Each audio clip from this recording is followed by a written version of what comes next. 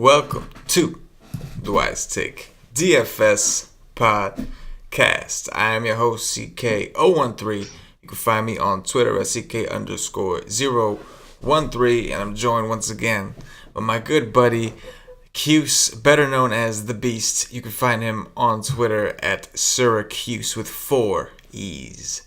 Cuse, how we doing, brother? Pretty good, man. Woke up not too long ago. I was looking at the MLB scores, and I was just like, this is bizarro, man. This just nothing makes much sense anymore. Yeah. And Kluber made total sense. I totally understand that. But just, like, we were talking a little bit before the show, like, the offense is, I don't know if it's weather-related. Like, I'm going to assume it's weather-related. They just, just the teams that you expect to score aren't scoring, other than the Indians. But, I mean, we didn't get that info until, 15 minutes before the start of that game. So once I saw that, some of my guys already played, and it was too late to try stacking them. Yeah, it would have been nice to have known that Rodon wasn't going to play. Yeah. Because, if you were playing the late games, that was an easy pivot. You see Pelfrey's pitching, and you could do it. But like you, I had a lot of the early guys, so I really had nowhere to go to go get him.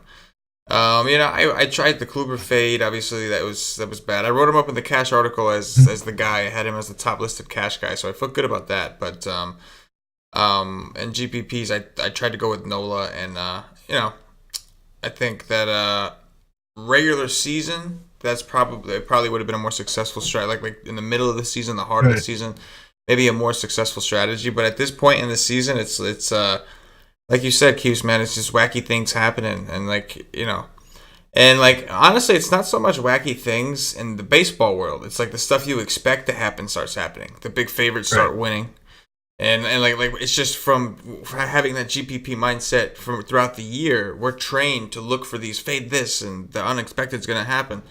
But we're at that point in the season where it's like the top dogs are going to rise to the top now, and the favorites are starting to win, and the guys that are good are playing well, and so it's almost like you got to just kind of eat the chalk and smile about it. Like I was saying, I looked at the tournament I was in. I played one $27 tournament. It was like 87 people, single entry, and a lot of people went Kershaw, Kluber with some really cheap stacks, which was, some of them kind of make sense. Like the Mets, they were going up against a crappy pitcher, and we talked about on the premium, the Mets. They were cheap, made sense, but a lot of people took Atlanta. Atlanta looked okay, but I definitely want to be stacking them, Yeah, that was a little surprising to me too, just because I really don't want to mess with Straley if I don't have to. Like, he's good enough to keep me, and I played him a few times this year, but he's good enough to keep me, I'm not crazy about picking on him. And we were talking about it on the Y stream also about the weather. That's something you just talked about a little bit ago. You were talking before the show, actually. You were mentioning how the weather, it's cooled down everywhere, and so with these temperatures, the ball's not carrying anymore. And you're right. Look at Kansas City. We saw the Twins and all these things. The ball was flying everywhere, and now look, Kansas City's back to being the stubborn pitcher's park that we all hate. And I think that's a good point. The weather has been chilly, 60 degrees everywhere, man. Yeah, mentally, I think almost a cash game builds probably would be winning right now.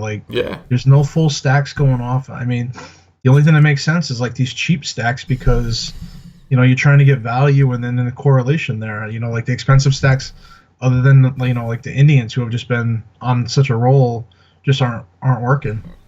Yeah, no, you're absolutely right. So it's it's at these times you want to switch your approach. Of course, we got Scherzer on this upcoming slate, so I'm sure that he's going to make things interesting. Yeah, the Arenado hit that home run that everybody was talking about. Yeah. Shout out to Wu in the chat. In the chat, he mentioned that he liked the BVP and all that, and we gave him the thumbs up, brother. We said, yeah, man, we're with you. We'll go for it. And hopefully, I'm pretty sure he did play him, but hopefully he played him, and he was rewarded for it, for the stones it took to actually do it. The hashtag eggplant emoji, that's still real? Oh, God, dude. Oh, my God. That is... I cannot believe that. It's just... I don't know what it is, man. He's got the Stanton curse for sure, man. Yeah, so he's taking it, he said, till next year with him. And I give you props, because it was you tried your best to break it for him today. You were all confident. Yeah. You were like, no, we're breaking it today. Don't care. It seemed like a good spot. I played Stanton too, and so we rolled the dice, but I think we've learned it's a real thing. Yeah, it's just like I'm not doubting it anymore. I give up. That's it. I'm on the train. Sorry, Gady. Just you're gonna have to continue to tweet out to everybody if you're playing Stanton or not. You're gonna have to keep doing that, bud. Sorry. Anyway, Cuse, we got 15 games, man. What do you think we got? Let's tackle this shit. Yeah. All right, man. Jake Thompson of the Philadelphia Phillies visiting Mad Max Scherzer of the Washington Nationals. Right off the bat. Yeah, Scherzer is definitely the cash game pitcher tomorrow. You know, he's an auto lock for me. Even in GPPs, the way things are going, I might just do what's been working for everybody else lately. Grab him, look for another decent pitcher, and try to get some value bats. It seems to be paying off. He's a minus 325 favorite early, which is ridiculously high. We know how the Phillies have been against right-handers. So I love Max tomorrow. As far as the bats, obviously I don't like Philly. I mean, then I don't think any of them are going to do much. As far as Washington, they're at that point right now. The only guy that I could even consider playing is maybe Daniel Murphy tomorrow. Yeah, man. I think I get it. I think this is a spot where I might maybe like a 1-3 Turner Murphy kind of thing. Mm-hmm. Right? Like yep. Because you're right, the Nationals still have to prove that they can hit, and like they've been so kind of like the Blue Jays, right? Like one or two guys will do well and that's it. Like it's very rare that a full stack would have done well for you recently with the Nationals. So I'm with you on that. And I'm with you on Mad Max, man. Like, it's the Phillies. We saw the Phillies roughed up DeGrom, but Scherzer still, I would hold Scherzer on a different level. I think he's certainly a level better than DeGrom, and I love DeGrom. I'm a fan. Yeah. So, Mad Max at home against the Phillies. It seems like a play. Of course, I got to give a shout out to my man, assuming that he plays, Tommy Joseph. I don't know if he's going to play or not, but this dude, for some reason, man, just NL East aces. He just likes to crush them. Yeah, he hit one today. Oh, did he? Driving in the car I think he hit one today. I was driving in the car and I went Nola Rourke, and I saw the home run. I'm like, but they both kind of did. I mean, I don't think either one did bad. It's just that Kluber did so good that it made it look bad. That's exactly. If Kluber would have gotten like 40 FanDuel points today, then we'd be sitting pretty. We'd be like, oh yeah, I made the right choice. But like most of the reason that I'm not in the money today is because I didn't have Kluber, and Kluber had a ridiculous game. Because I mean, on DK they both almost got 20, and they were both under 10K, so you got your 2x, and wasn't bad. Yeah, but hopefully our Wise Take members, we did in cash games at least to Kluber, because we touted him up pretty big for cash. Next game we got Buck Farmer of the Detroit Tigers visiting Marcus Stroman of the Toronto Blue Jays. I have some interest in Stroman tomorrow. Detroit's just one of those teams, they've been putting out crappy lineups. You got to see what they put out for a lineup. But it's been all over the place lately. There's not really anybody in their lineup that I'm kind of interested in. So I kind of like Stroman. He's a decent favorite, minus 215. That's kind of high for him. Winds are projected to be blowing in, anywhere from like 10 to 15 miles an hour. So that's also good. As far as Buck Farmer, I have no interest in him. I like some of the bats in Toronto. Donaldson, Smoke, Morales, maybe even a little bit of Pierce if he leads off. I love Carrera if he leads off. I'd love to see him lead off tomorrow being a lefty. If he does, I definitely have some interest in him also.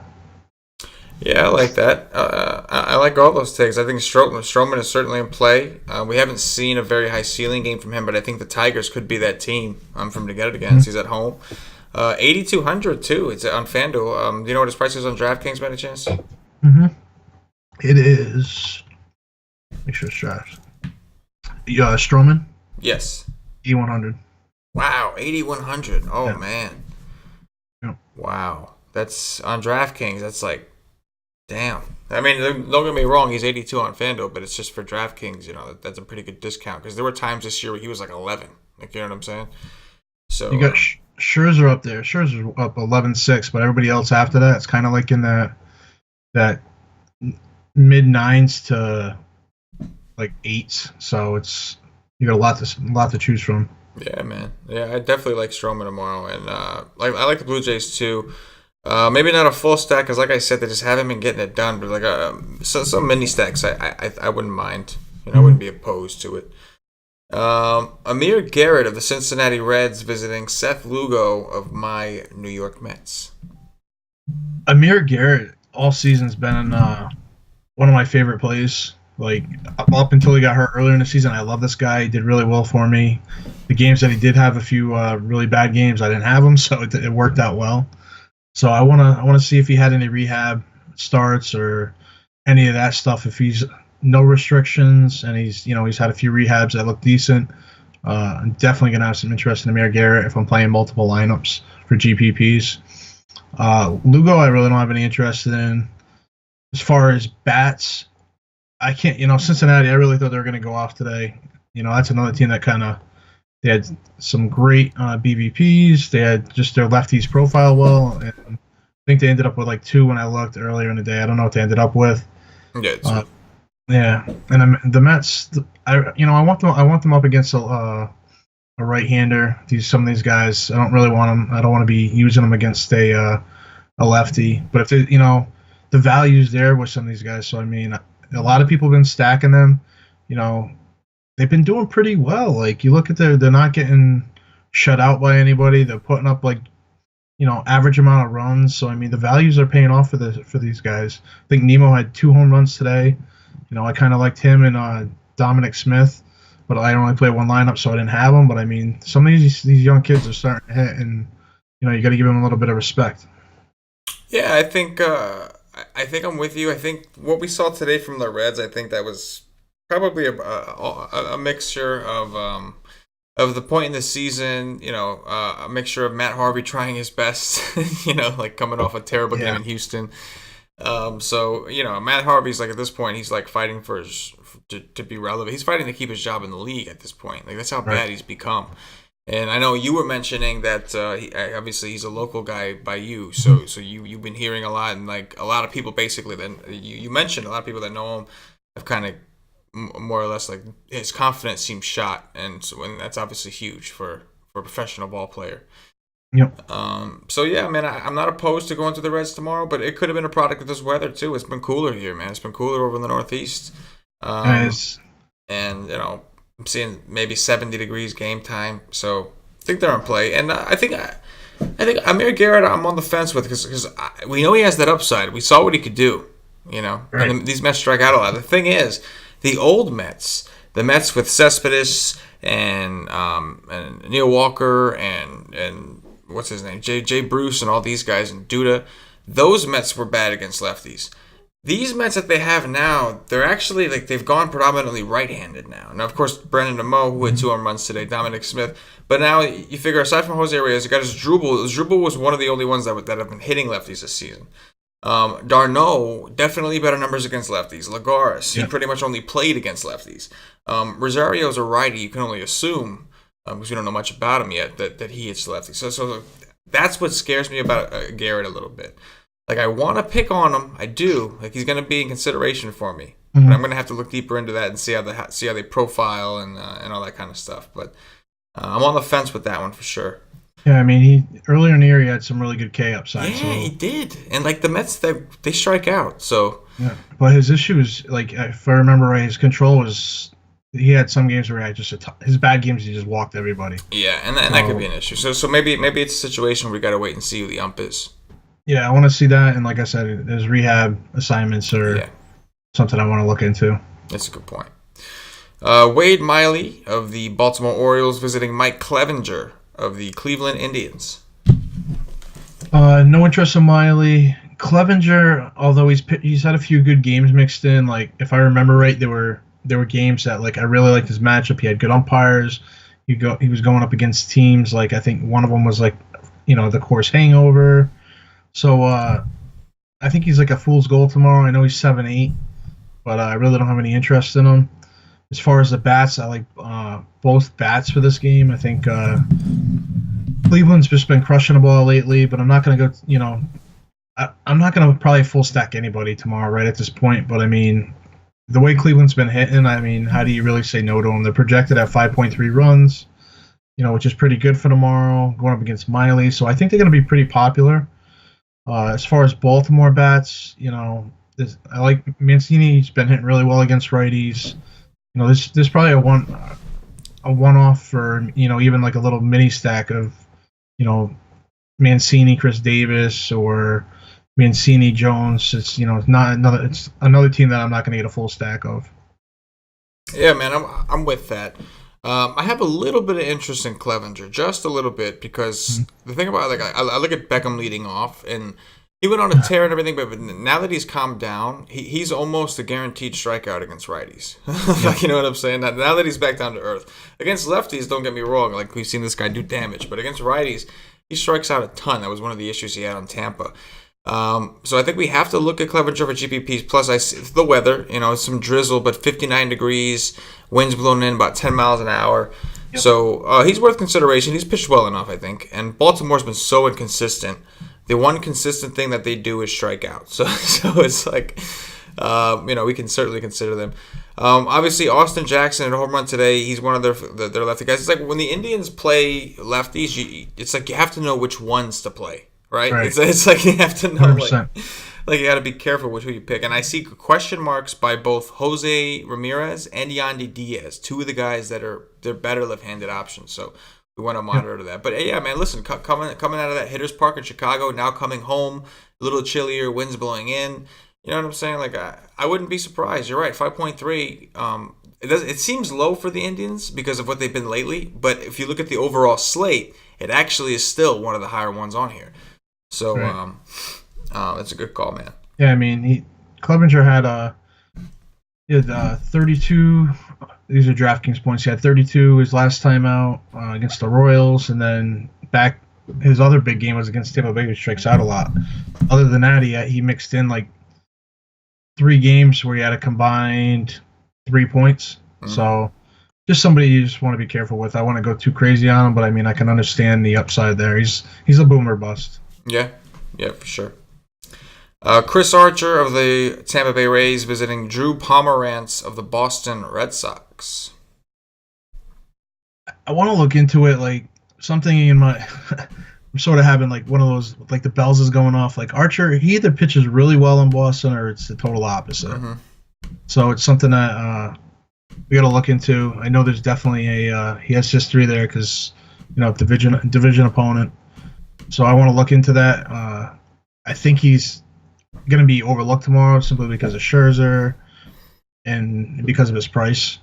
So, most people aren't going to go Scherzer Archer. So I think he's definitely a guy that I'm going to look into for GPP. Same thing with Pomerantz. I think Pomerantz tomorrow being a lefty going up against Tampa Bay, the K upside is there. And he's pretty cheap on DraftKings. He's 7.7, which is really very, very cheap for Pomerantz with the K upside. So, I mean, it wouldn't take much for him to get value. So I kind of have GPP flyer on both these guys.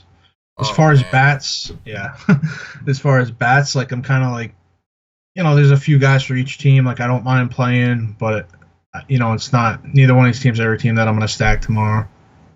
Yeah, man, I'm definitely with you. I like that call on Pomerantz. He's a favorite here, man. He's a favorite over Archer. And I know it's a smaller park, but it's 68 degrees, winds blowing in from left a little bit. So I like that call with Palmer. I can't believe he's 7.7. I mean, I did a double take. he's done pretty well against Tampa in the past too. I know, Mm-hmm. That's surprising. And I mean, I'm looking at this projected lineup. Kiermaier, lefty on lefty, although I do respect Kiermaier. Souza can't really hit lefties. Longoria can't really hit anybody. Lomo, lefty and questionable apparently. And then Cesar Puello, Puello, Peter Borjos, Brad Miller, Hegavarria, and Sucre.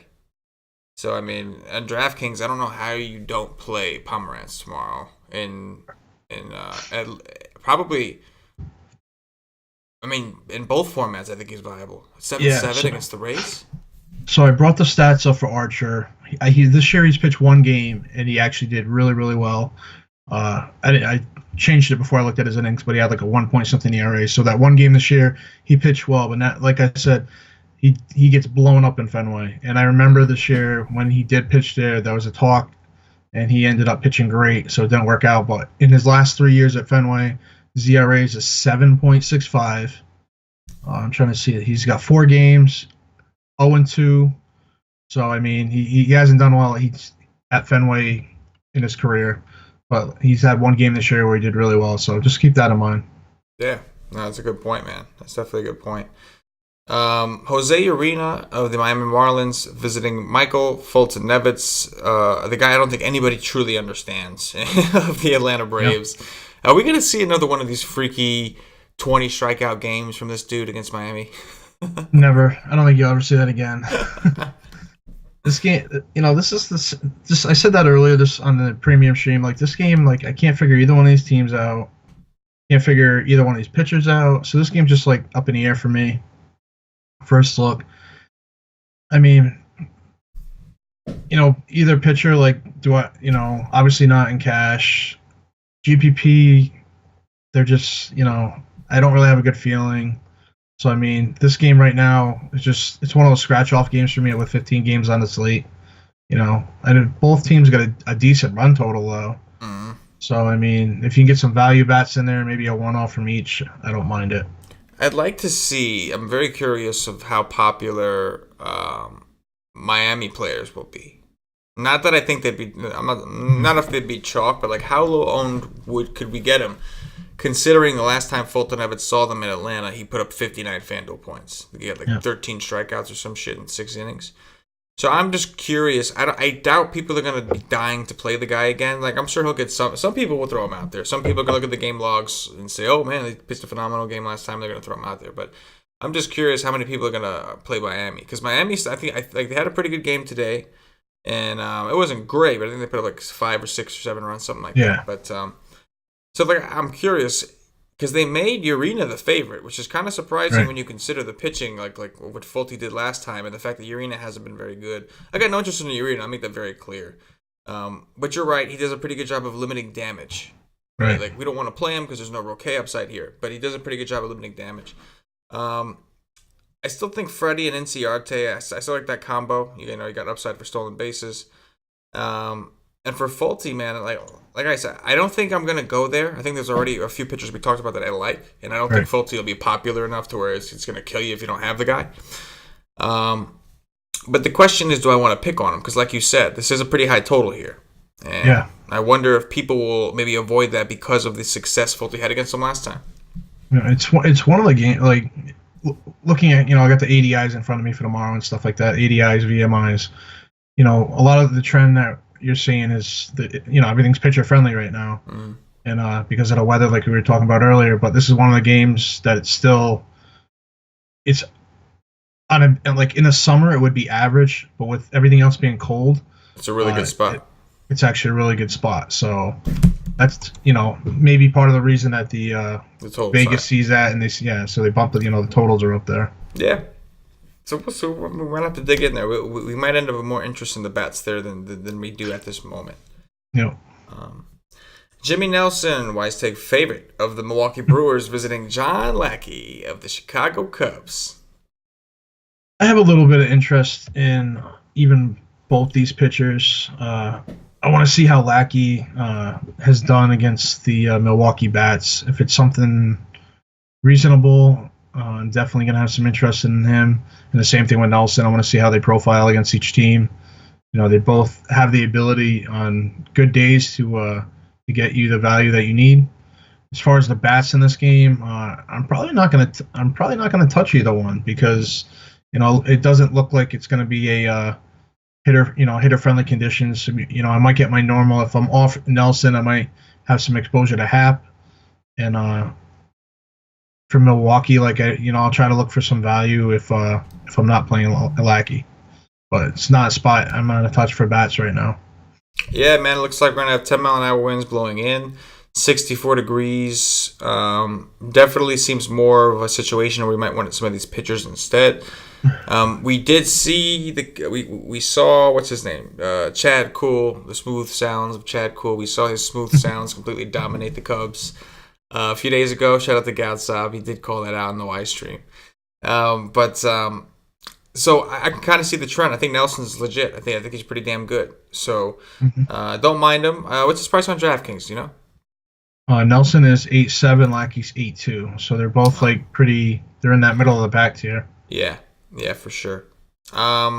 Yeah, I like both pitchers here. First look, Nelson is obviously we're a little biased. I'm a little biased because me, Joe, and a couple of us we like Nelson. And the reason we like him is because it took us a while to like him. Like we were so adamant on like this guy's not really good, and then even though his numbers said he was good, we refused to believe it. I just didn't understand how a guy could improve that much in 1 year. But it's the best spot for pitching tomorrow. Early on, just looking at VMI and ADI. Both teams are really bad VMI, and it's supposed to be 60 degrees and it's almost no humidity. So wind blowing in. Yeah, wind blowing in. It's definitely looking like a really good spot for pitchers there. Yep.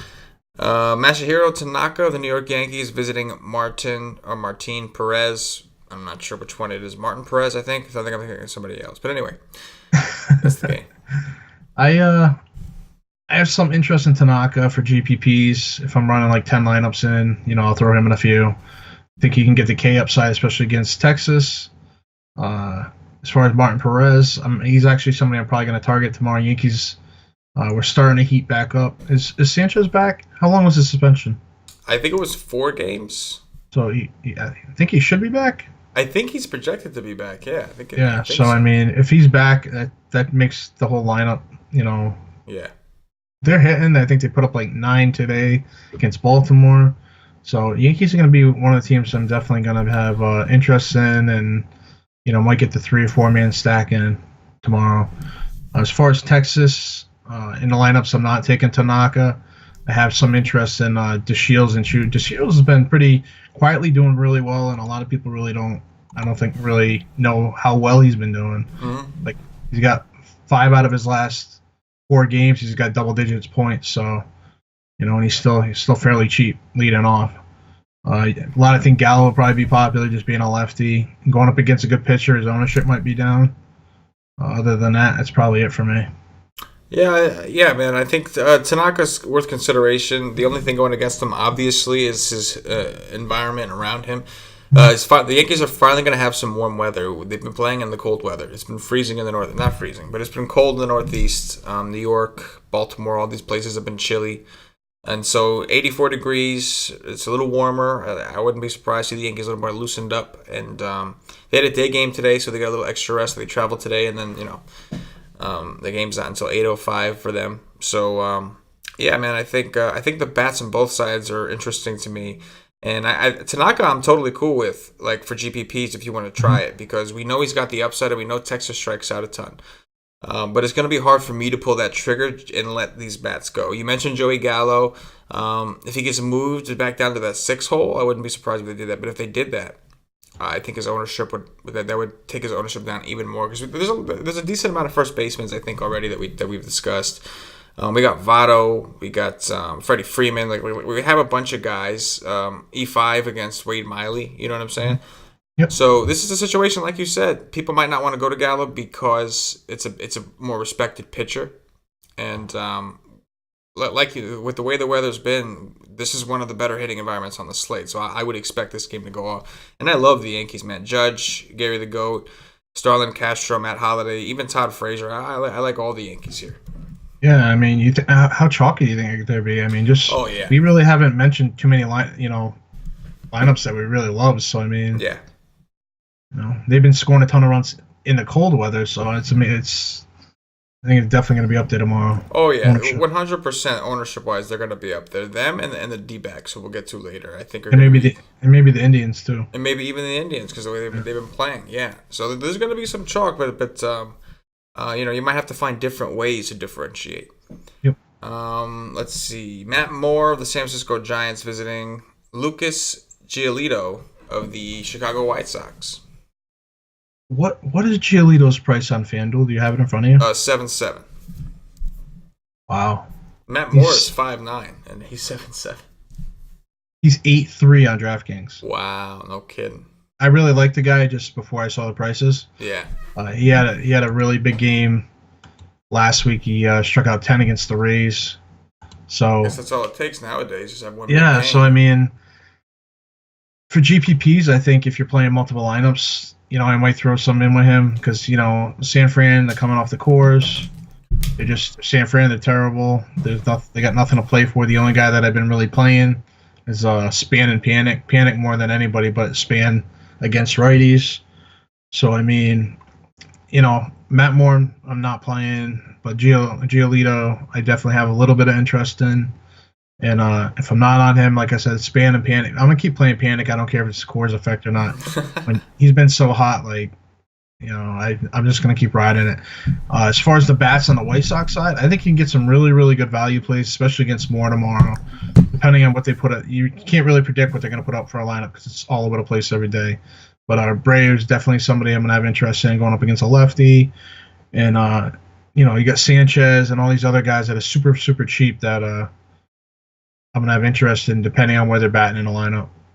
Yeah, I think the White Sox are a team I'm going to take a look at also. It's a smaller park. We want to take advantage of that with what we mentioned.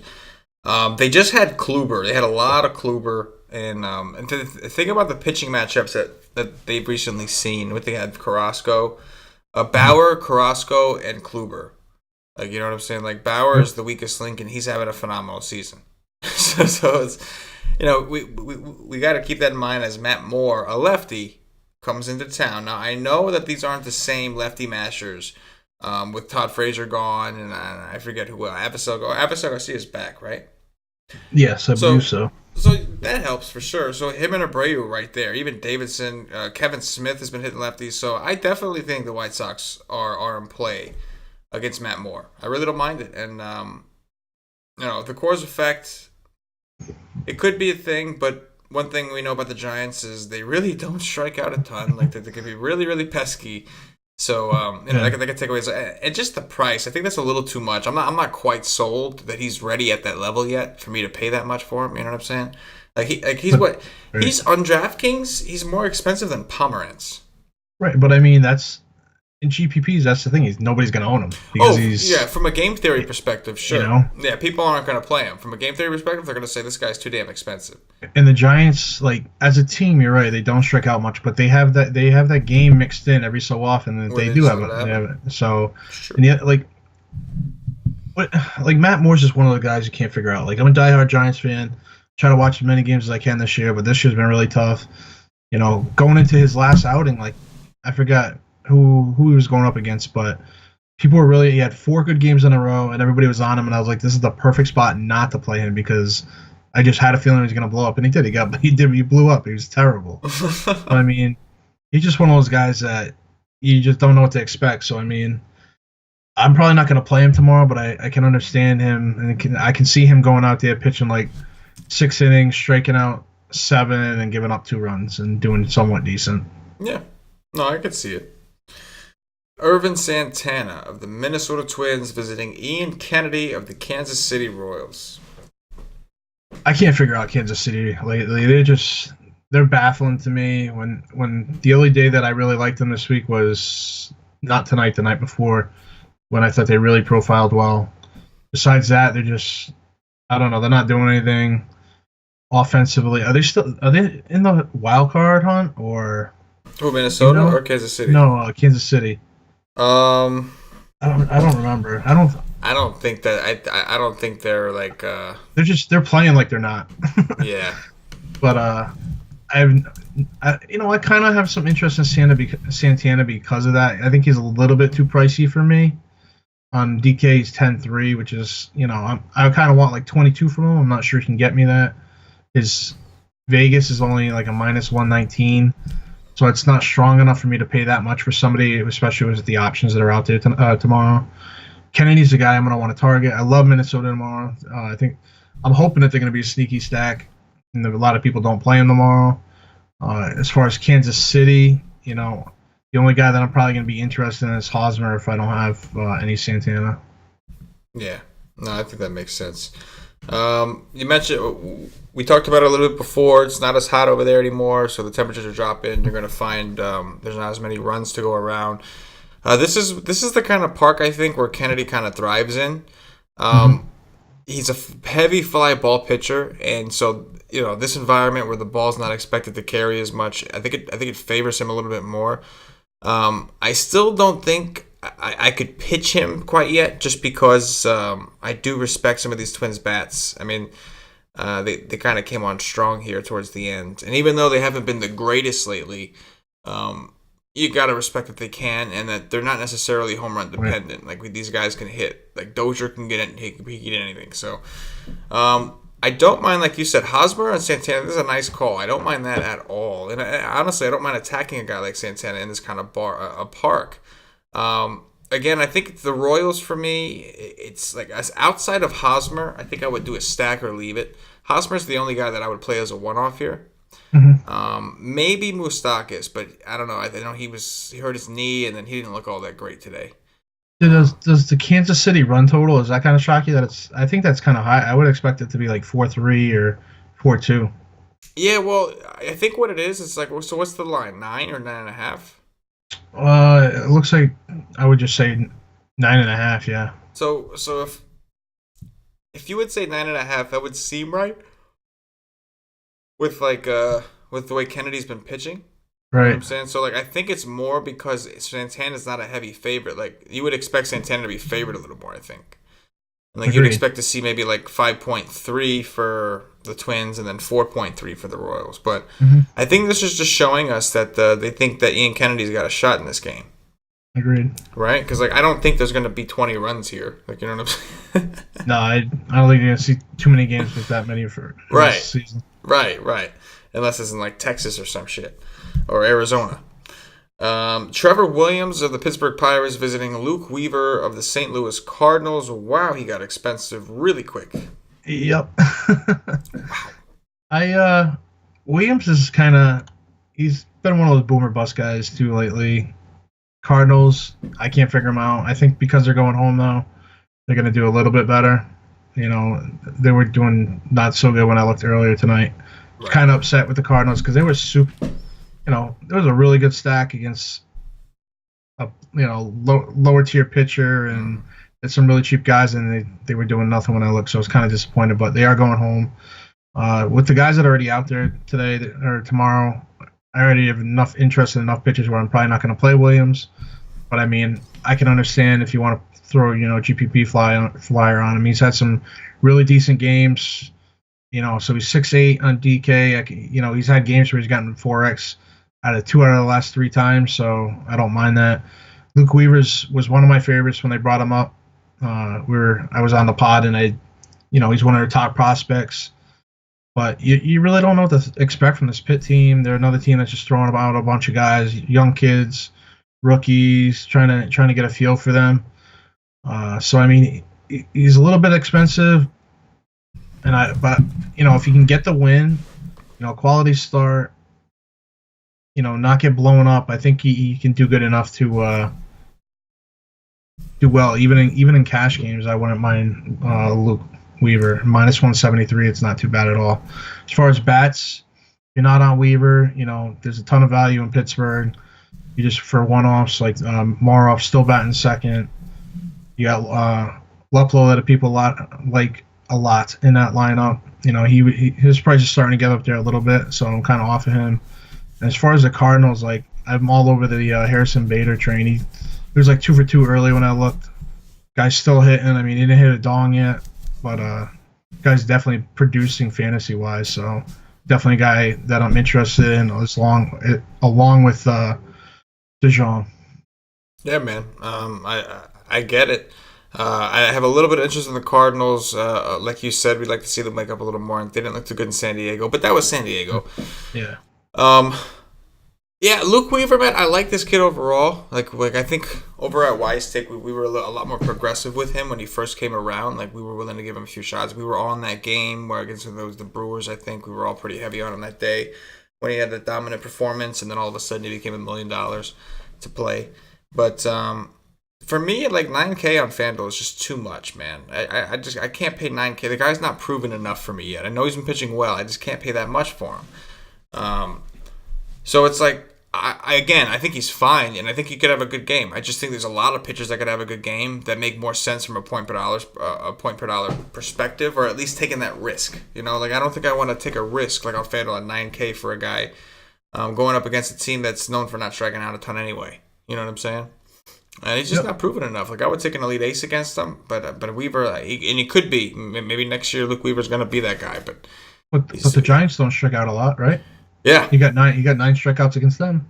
Nah. No. It's true. It's true. He could do it, but like, say he gets you 6 innings, 9 strikeouts. I think there's other guys that can get you that. Where it's like, you know what I'm saying? Where I think the strikeouts are maybe a little more secure. You know what I'm saying? We talked about Pomerantz. We got another guy coming up that we're going to talk about in a minute. Nelson and Lackey. I think those guys are in good situations. But I mean, the thing that we've been talking a lot about it, in the chat and stuff. If they're not getting the strikeouts, they're probably getting through the innings a lot quicker. Yeah. No. So they go course. deeper. But again, that matters more. Like on DraftKings, that you have, if you're going for that, you have that potential. You get the bonus. On FanDuel, it doesn't do you too much good. You know what I'm saying? Like, don't get me wrong, it's nice if a guy goes 9, but like you're not getting a bonus for it. Whereas on DraftKings, you're rewarded for that. So how much is he on DraftKings anyway? He is 8-4 in his last. So 8-4 and these are his last 3 games. He's got a 30, 27, and a 37. This is probably a better format to take him on DraftKings. This is definitely. I would say it's definitely a better format. You get rewarded even if he's not getting you the Ks. If he goes the distance, which he could. Obviously, you get rewarded for that. But on FanDuel at 9K, you can only get 1 shot. I just don't see myself being comfortable enough to give it to him. You know what I'm saying? Yeah, this is the type of kid that I think is perfect because he's still trying to prove himself. He's got something to pitch for, something to play for. Where some of these other guys, guys that have been around a while, they know they're out of the playoff race. They know they have a job next year. They have nothing to play for. So I think this kid's finally, settled down, hitting his groove, and I think he's gonna just be lights out tomorrow. No, okay, yeah, no, I totally get your point, man. I totally do. I'm excited to see what he does tomorrow, man. I'd like to see which way this line moves. I mean, he's a pretty big favorite, so Vegas seems to respect him enough. Jordan Lyles of the San Diego Padres visiting Patrick Corbin of the Arizona Diamondbacks. Love Corbin. I know he's a little bit pricey, but multiple lineups, I'm definitely going to have him in some. As far as Lyles is definitely the gas can of the day. I'm gonna guess. Arizona going back home, huge favorite. I think they probably get one of the biggest implied totals at 5.9 Arizona on the slate. So I think they're going to be very popular, very chalky tomorrow. As far as San Diego, I have no interest on either side pitching, hitting, and I think Arizona is going to be very, very popular tomorrow. Yeah, makes a lot of sense. Jordan Lyles, we haven't seen this guy. Where is he coming from? Coors, right? Is that where he used to pitch for the Rockies? He's only pitched 1 game this year that I remember. I think he was a bullpen guy, it looks like. Yeah, but wasn't he on the Rockies like last year or something? His name looks familiar, but I don't know. Man. I think there's a different lot. I don't know. Oh, is there a different one? All I know is he's terrible. Yeah. If his name is Jordan Lyles, he's not good. That's all we know. But yeah, I think Arizona could be a little popular. But again, it's going to be tough to pass up on them. They have a really good spot here against Lyles. And one thing I'll say is, if this is the same Lyles that I'm thinking of, I'm pretty sure he's got a decent ground ball rate, or at least he used to. So I'll have to look into that. I'm curious because that can make a bit of a difference. But you're right. I think Arizona and that other team we talked about, who was it? The Yankees.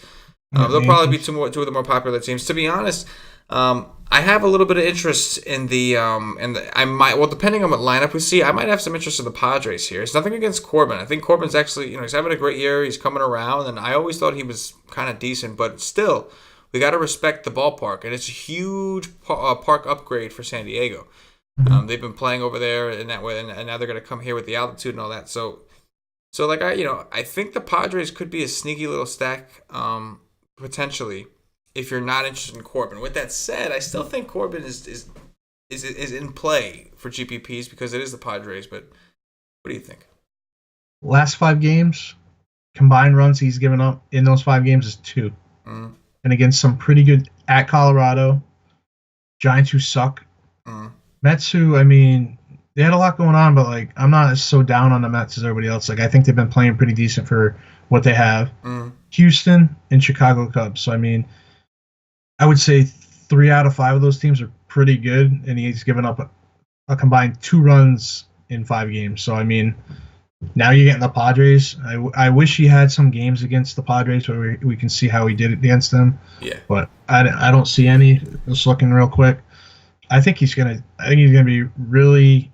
I think he's gonna do really well. He's a little bit to the price point where I think people might not be on him much, and there's a lot of options that people. That's another reason people won't be on him much. So he's definitely a guy that I'm gonna like for GPPs tomorrow.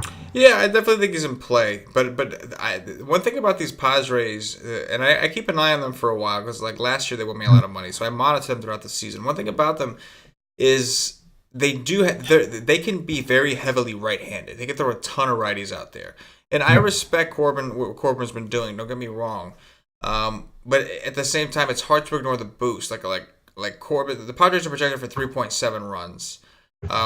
So like I don't take that so literal all the time. What I see here is a pretty high total. Considering if they really expected the Padres to be shut out, in my opinion, like the total is what's it 9.5. Yeah. Right. So like, how often do you see like say Max Scherzer or Kershaw in a 9.5 game, even when they're against a bad pitcher? You know what I'm saying? So to me, I think there could be more runs here. In general, so either the Padres, the Diamondbacks can do it all, which they could. They can easily put up 9-10 runs by themselves. But at the same time, I wouldn't be surprised. Like some of these guys, like if Renfroe plays, I don't know what his status is, but Hedges, Renfroe, these guys don't strike out a ton against lefties. You know what I mean? What is he? Corbin's been great at home. That's the other thing because his home and away splits are night and day. He's been amazing for the at season. Home this year. Really? Yeah, let me. So season long, he's got 14 games at home. He's 8-3 with a 2.6 ERA. Wow, that's impressive for Chase Field. And on the road, he's got 14 games again, 5-8 with a 5.13. So. Wow, so he really had for some reason him and Greinke both, I guess, huh? Yep. Something about that. All right, we'll have to monitor that, but yeah, it's funny because him and Weaver are pretty much in the same situation, except Corbin's got a bad park. Yeah. And he's $500 more, obviously, but on FanDuel. But yeah, man, that's going to be a good spot to dig in. You definitely don't want to miss on that spot, whichever way you want to go, because it's going to be a game that a lot of people pay attention to in some way or another. Colin McHugh of the Houston Astros visiting Jarrell Cotton of the Oakland Athletics. McHugh's been okay. I think there's the right time to pick him and play him, and I just don't think it's tomorrow with the options that are out there. Jarrell Cotton, he's been one of the guys that have been targeted against all year. We haven't seen from him what we did last year, like anything really positive or hopeful. I'm really hoping that Houston starts hitting. They really let me down this week. Like they really haven't really done anything. Yeah. So. I would expect them to hit tomorrow against Cotton, so they're definitely in play for me. And the same, I've been on Oakland probably for the last week and a half. A lot of these guys are really starting to hit. I think they go unnoticed. You got Joyce, Olsen, and a lot of these guys are still very, very cheap. So if you're looking for value, I think you can definitely get it from them. Yeah, man, I would definitely agree with that. McHugh hasn't shown me enough. He's a guy that time to time he'll get some strikeouts, but then he gets blown up. He'll get you like 3-4 strikeouts. You think you're cruising, and the 5th inning rolls around. He's getting tattooed by everybody. I'd like to see Houston get it going. Maybe people kind of veer off them. We just mentioned the other spots. I don't think they'll be as popular as they have been. The ballpark, also the Diamondbacks we talked about, and of course, what was the other team? I keep forgetting, the Yankees. So I don't think that they won't be the mega chalk that they have been over the last few days. So yeah, Jarrell Cotton, they do better against righties. So I kind of like Houston here. And same thing on the other side, man. I think there's going to be runs on both sides in this game. And I know it's not a great hitting atmosphere in general, but 65 degrees sucks. But it's 80. The humidity's up. 81% humidity. That's a lot of moisture in the air. Yep. So I'm with you, man. Ricky Nolasco of Los Angeles Angels visiting Mike Leake of the Seattle Mariners. I don't like either pitcher from this game, and I think both these bats are definitely going to be in play. Nolasco's he's he's not getting blown up, but he's getting beat up. And Leak, I really expected him his last week when he debuted in for the Mariners. I really expected him to get blown up, and he actually did really well against Oakland.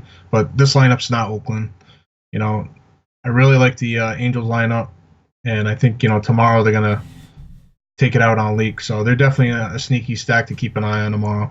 I was really surprised that they were only projected at 4.6, but I think this game's going to be one of those games it's one of those games on the West Coast that have been going off and people just forget about. So I think you might be able to get a cheap if you stack them right, you can get a cheap stack toward the bottom of the order for both these guys if you're going to pay up for pitching. Yeah, man, Leak was doing pretty good beginning of the year, but he kind of fell off before he got traded, and it seems like his first start didn't go so well, so it kind of seems like maybe it's carrying over. And the Angels have a lot to play for. I think they're like, one game back of the wild card or something like that. They got a lot to play for. They went out and made these moves just to try to make the postseason, so they're going to try. So I think it makes a lot of sense, man. I like the Angels still. They've been hot. I don't see why you would get off of them. And as far as Alaska, yeah, the Mariners too. Yonder Alonso, Cano. Don't forget about Segura. He's got decent reverse splits. He's typically better against righties and stolen base upside Seager. So, yeah, I like the bets in general. This could be a really good bet spot here. Does it surprise you that they're not favored, the Angels? I mean, I know it's Nolasco pitching, and that's majority of the reason. But I think their bats is so good going up against the League that I'm really surprised they're not the favorite. I'm a little surprised just because of the motives. You know what I mean? Right. Like the motivation factor and the fact that the Angels have been red hot. Yeah. So I am. I mean, the Mariners are 4 games back, so I guess they're still technically in it. They're still trying. But yeah, it is a little bit surprising. I guess they're just trying to, I guess they're, like you said, it's more of like Nolasco, which I get it, Last game here, we got German Marquez of the Colorado Rockies visiting Yu Darvish of Patio Joe's Los Angeles Dodgers. I think you got to give Marquez some sort of, if you're playing multiple lineups, you got to give Marquez some sort of consideration with how bad the Dodgers have been. Mm-hmm. Dodgers just haven't been hitting. I don't know what they were doing tonight. It was still early in the game, but they had 0 runs. So until they start hitting, I don't mind Marquez. Same thing with Darvish. I think he's kind of pricey with the options that we already have tomorrow. I personally probably won't be on him, but I can understand anybody that wants to play him. But I just don't think tomorrow's a good spot for him personally. You got Blackman, Cargo. If Cargo bats in the top half of the lineup, like they're going to project it, they're definitely going to be all over that.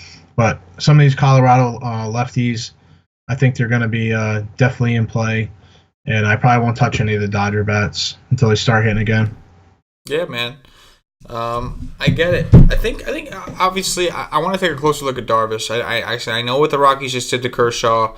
But it's a different circumstance, different type of pitcher. So I like to take a look. You make a great point with Marquez. Either way, I think Marquez is worth a look in tournaments, like you said. He's shown an immense ceiling, and the Dodgers they've been really struggling to get it going. Really bad. So I'm with you there. I do want to look at the Darvish though. Like, see, Darvish is 9-1. So like, to me, that's the reason. Like Corbin's 9-5, Luke Weaver's 9.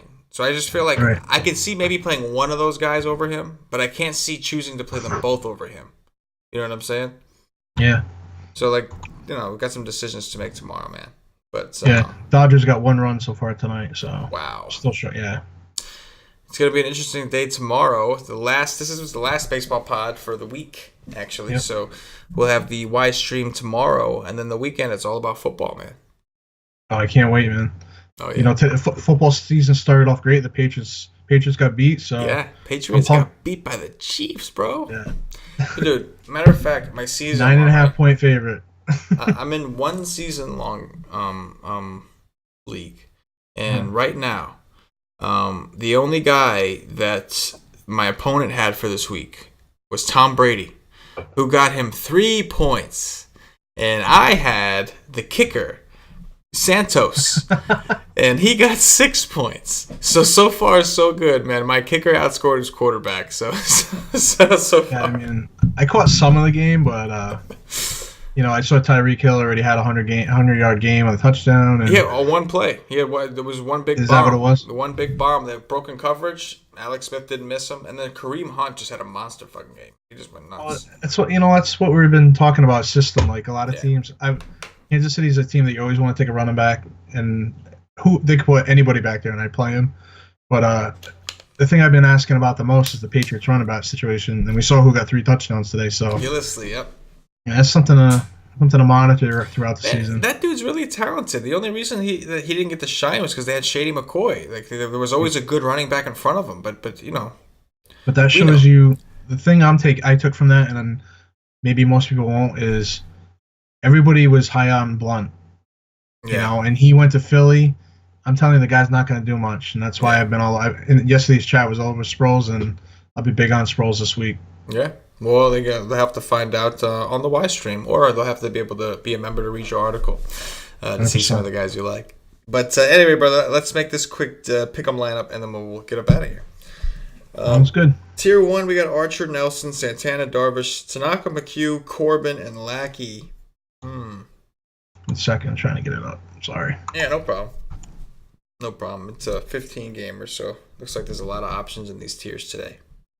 Let's see. For tier 1, I'm probably gonna go with. I think I'm gonna stick with Corbin. Yeah, let's do it. I don't mind Corbin there. Because go ahead. No. Let's see. Tier 2: Giolito, Pomerantz, Stroman, Clevenger, Marquez, Weaver, Leak, Moore. Yeah, that's quite the interesting. That is tough because Marquez, Clevenger, Stroman, and Pomerantz, and even and I know you had some interest in Giolito and Weaver. Like it's pretty much like a lot of the guys that we had interest in for GPPs are in this tier. Yeah, that's. I'm gonna go out on a limb and just go with Marquez. All right, let's do it. The Dodgers been cold, Mike Trout, Giancarlo Stanton, Trey Turner, Joey Votto, JD Martinez, Jose Ramirez if he plays, Manny Machado, and Josh Donaldson. I like Donaldson in the spot. Donaldson against Farmer. Can we make a quick phone call to Gady? No, I'm just kidding. I'm cool with Donaldson. Freddie Freeman, Elvis Andrus, E5, Santana, Smoke, Kiermaier, Adam Jones, and Buxton. Where are you? Oh, I went to 5. Well, I skipped over 4. Let's go back to 5. I did that yesterday too. I'm like, I guess my eyes, man. I do wear glasses normally, so at least on computers. But Aaron Judge, George Springer, Cody Bellinger, Brian Dozier, Justin Upton, Mookie Betts, Daniel Murphy, and then Lindor. Yeah. Judge seems like the obvious call, but I kind of want to go with Springer. I don't know. I kind of like Springer too, like first look. Let's do it. Let's go with Springer. I mean, Judge is the obvious call, so. Yeah. Tier 5, Freeman, Andrus, E5, Santana, Smoke, Kiermaier, Jones, and Buxton. I want, actually, I haven't looked at the other tiers. Let me look real fast because I want to see if somebody's not on there. I like, I'll take Smoke. I want to make sure Morales wasn't on it. I was going to say you're probably making sure that we don't play more than 2 Blue Jays, yeah. I like Smoke then. There we go. Tier 2, Altuve, Correa, Rizzo, Rendon, Duval, Benintendi, Cano, and Beckham. I think just because of I can't play that guy. I was gonna play Cano. Cano's on my list. the Q shit list. Yeah, I feel like the guy just doesn't even try. Like he's such a hot dog, and like he's always it just drives me crazy. He's always had an issue. Like people always criticize his effort. Always. I just like you see him hit the ball down the first, and he just walks. At least sprint a little bit. Yeah. So act like you're getting paid millions of dollars to play this game. Yeah, exactly. Act like it matters a little bit. I think I'm gonna go Duval. I think going up against Lugo, I kind of like that matchup, and Duval has been getting kind of overlooked in that Cincinnati stack. I'll take it, man. I'm with it. Chris Bryant, Jake Lamb, Chris Davis, Jose Abreu, Steve Souza, Josh Reddick, Matt Joyce, and Joe Mauer. I think the 2 guys I'm interested in, I think Lamb's going to be chalk, and Jose Abreu, maybe a little bit of Matt Joyce. I like Matt Joyce. Can we go? Yeah, let's go Matt Joyce. That's my boy. I like that. Yeah, man, I like that call. Blackman, Ozuna, Merrifield, Cruz, McCutcheon, Braun, Didi Gregorius, Jose Reyes. Let's go It with. just seems weird to see Reyes in the same category as Braun, Nelson Cruz, Blackman, Ozuna. Like, isn't that weird? Yeah, exactly. I kind of like Merrifield. Either Merrifield or Ozuna. Maybe I would say the top three in that tier. Anybody you like either one of those three, Blackman, Ozuna, or Merrifield? I like Merrifield. Let's go with Merrifield. I like that. All right. So Corbin, Marquez, Donaldson, Springer, Smoke, Duval, Joyce, and Merrifield. Is that not the wackiest sounding lineup you ever heard? I like it. That's the beauty of Pick'em right there, man. Yeah. Anyway, guys, if you're not a member of WiseTake.com, head over to the WiseTake Nation. That's WiseTake.com again. Sign up. We're a premium DFS community. We provide you with tons of content. Right now is a great time. You got baseball going. You could purchase the baseball package and finish out the rest of the year with us if you'd like. Or you could just come here for the football. Either way, we got a ton of content. We got cash game articles for FanDuel and DraftKings. We're going to have GPP articles for both FanDuel and DraftKings separately. We have the Wise stream, which we're probably going to do Saturday night. It's for premium members only, where we're going to discuss some of the plays we like. This way you can get all set up, and then come Sunday morning, you can just do your tinkering. You can hop in the chat. I'll make sure I'm in the chat on Sunday morning just to answer questions and all that great stuff. So it's definitely a great time, man. Our members are winning. We're all excited about football, and we're all grinding out baseball, doing our thing. So definitely come over. Use promo code HootyHoo. You can see it in the corner of the screen up top there. Hashtag HootyHoo. And save yourself 10% on any package you want to try. Anyway, Cuse, man, I appreciate you, man. You've put in a lot of work for us. We wrote a lot of Wise streams this week, a lot of podcasts, man. So the nation is seeing more of the Cuse, and I think they like it. So I appreciate it, brother. That's good. Thanks, man. Anytime. Also, don't forget, guys, go over to the YouTube channel, the WiseTake YouTube channel. Check out some of Cuse's videos, man. He's got some great stuff going. Once he gets a couple more, we're going to put it on the site on its own page. But for now, man, you can always go to the YouTube channel, subscribe there, get notified when these things happen. Of course, follow Cuse on Twitter at Syracuse with 4 E's, and you'll get the update right there. I think right now his Twitter is currently linked to our YouTube. So, but something weird happened. And now anytime we post something on the YouTube, it goes right on Cuse's Twitter. So until we figure that out, go ahead and follow him, and you get the updates there. But either way, it's a good follow. But definitely, guys, keep track. I appreciate you guys showing up, and we'd love to see you on the premium side. Anyway, guys, if you're watching on YouTube, click that thumbs up, that like button. Subscribe to the channel. If you're listening on Podbean, give us a follow. If you're listening on iTunes, give us some 5-star reviews. Bump us up those charts. It makes a difference. We'll go up the top charts on the sports recreation or whatever if you guys give us some 5-star reviews. So even if you're watching on YouTube, whatever format, make sure you go to find us on iTunes, audio only version, and give us some 5-star reviews. We deserve it. There you go. Cuse again, man. Thanks, bro. You're welcome, man. Anytime. All right, guys. So have a good weekend. We're not going to see you guys unless you're in the premium side. We're not going to see you until probably next week. So for Cuse and for myself, as always, good luck. Yeah.